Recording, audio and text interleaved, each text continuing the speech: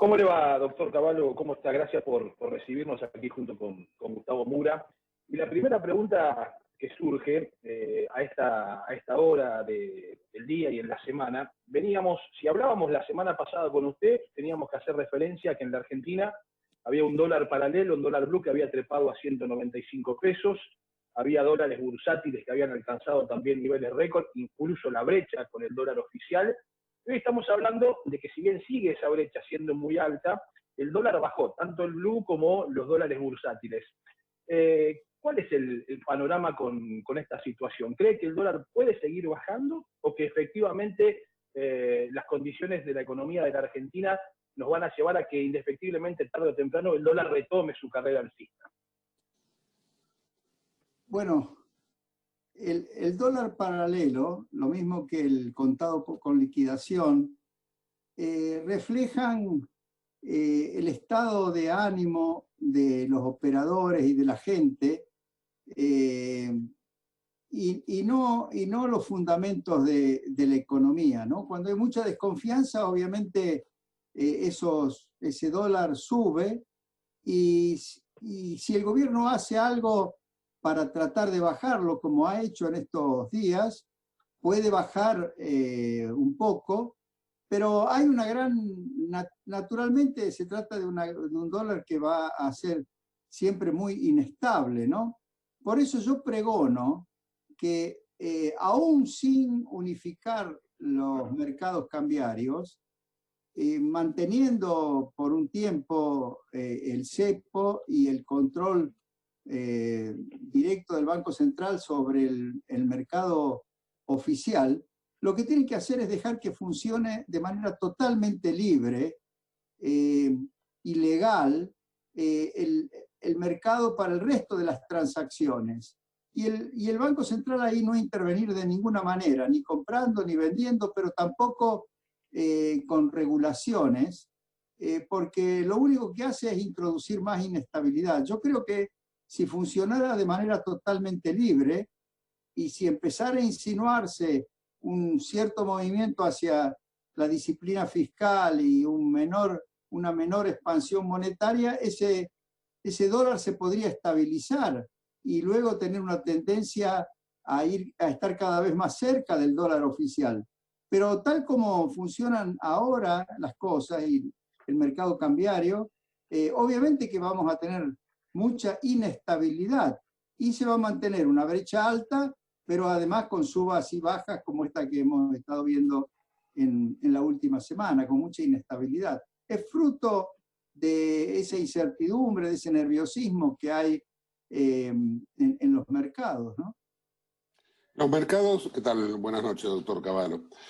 ¿Los mercados no están también reaccionando de esta forma ante el temor, la presunción de que ya no hay dólares en el Banco Central? Bueno, los dólares del Banco Central son relevantes para atender los pagos de importaciones y yo creo que deberían ser utilizados también para venderle al sector privado para que cumpla con sus obligaciones financieras adquiridas con anterioridad a la instalación del cepo, ¿no? Para eso lo que se utilizan son los dólares provenientes de las exportaciones. Yo creo que en ese sentido tiene que haber un cierto equilibrio en este momento entre los ingresos de dólares por exportaciones e incluso los que van a venir en los próximos meses con los que se van a necesitar para los pagos de importaciones e incluso para esos pagos financieros a los que yo aludía. Lo que ocurre es que el Banco Central no tiene que vender dólares oficiales para ningún otro uso. Y entonces tiene que permitir que funcione un mercado libre a donde la gente que quiera ahorrar dólares pueda comprarlos, el que quiera hacer turismo en el exterior o pagar con tarjetas de crédito, que lo pueda liquidar en ese mercado, y también el que quiera traer dólares del exterior, incluso por ejemplo, financiamiento nuevo que pueda venir del exterior, esos dólares no estén obligados a venderse en el mercado oficial a un precio que la gente sabe que es irreal, sino que lo puedan vender en ese mercado libre. yo creo que de esa forma funcionaría mejor el sistema cambiario. No es bueno tener un desdoblamiento, pero en momentos como este es inevitable y hay que tender a que en el futuro se puedan unificar esos dos mercados, el mercado oficial controlado por el gobierno y el mercado libre, ¿no? Pero yo creo que se está poniendo demasiado énfasis en el tema de que el Banco Central se estaría quedando sin reservas. Por supuesto, si el Banco Central estuviera obligado a vender divisas para todo tipo de pagos al exterior, pagos financieros o para ahorro, obviamente que se puede quedar sin divisas, pero si se limita a vender para pagos de importaciones y para pagos financieros del sector privado contraídos con anterioridad al cepo cambiario, yo creo que le debería alcanzar con los ingresos de dólares por exportaciones. Y para alentar más exportaciones, tendría que avanzar hacia la eliminación de los impuestos que gravan a las exportaciones, ¿no? Porque si en lugar de eso provoca un salto devaluatorio, no estoy hablando de que deje de ajustar el tipo de cambio al ritmo de la inflación, sino que alguna gente dice, bueno, tienen que pegar un salto devaluatorio en el mercado oficial para cerrar la brecha. Yo no creo que eso llevara a cerrar la brecha, porque creo que también es probable que frente a un salto devaluatorio la gente apueste a que va a haber una aceleración inflacionaria y el dólar libre también va a saltar, ¿no? Por otro lado, hay un tema en el cual yo insistía mucho durante el gobierno de Macri y que sigue siendo para mí un tema a resolver y que, en este gobierno, y es que las tarifas de los servicios públicos, transportes, electricidad, gas, combustibles en algunos casos, y en general están atrasados, más atrasados que lo que puede estar el tipo de cambio. Y esos atrasos significan que el gobierno tiene que pagar subsidios económicos, que son un componente importante del gasto público y que, por supuesto, generan déficit fiscal. Por lo tanto, sería más importante que primero se corrijan esos atrasos y no sea necesario pagar tantos subsidios para que se sigan prestando estos servicios, y después pensar en eliminar el eventual atraso cambiario.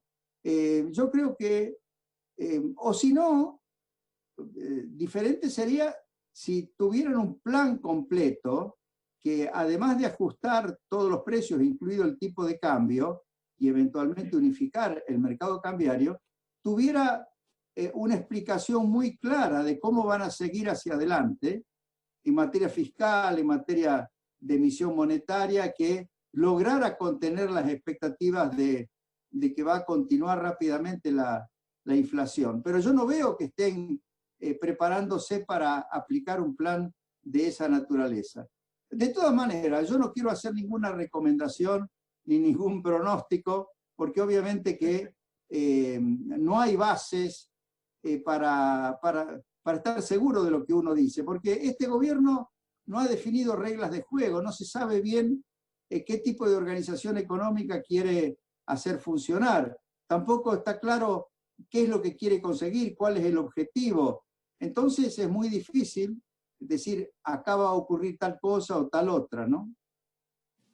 El presupuesto que está discutiéndose en el Congreso, que ya tiene media sanción de la Cámara de Diputados, ahora seguramente va a terminar de aprobarlo el Senado, ¿sirve de alguna forma como hoja de ruta para lo que usted recién estaba planteando, o esos números que se esbozan para el año próximo son insuficientes para dar mayor claridad, certeza al mercado y saber cuál es el rumbo que decide la Argentina en el 2021 tomar?